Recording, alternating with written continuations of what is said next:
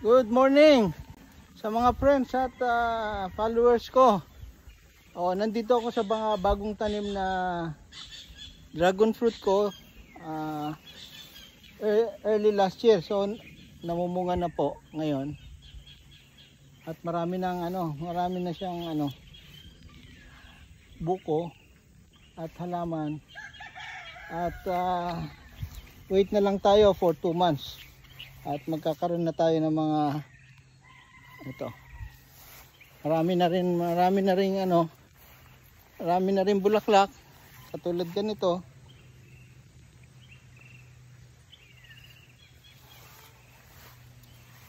Liga dadong at Dado. Liga dado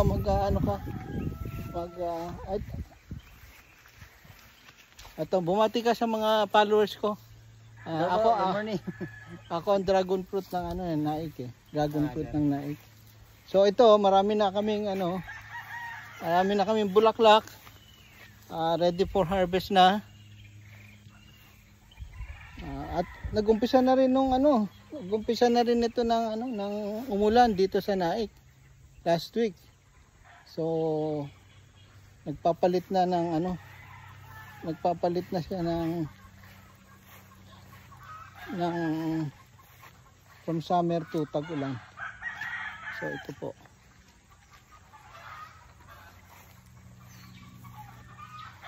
So ito yung mga bagong bagong poste, mga bagong cutting.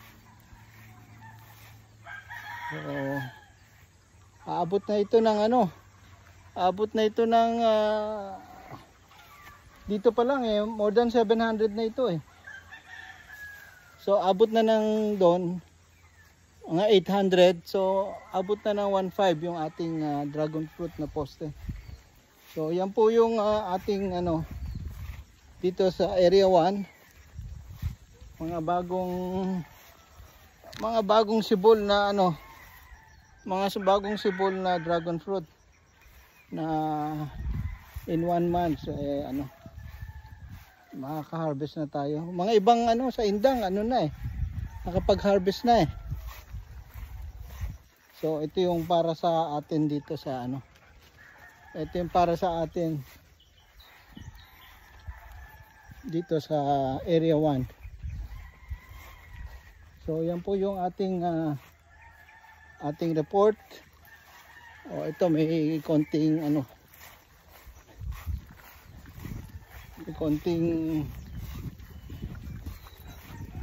may hinog na dito isa kulay pula.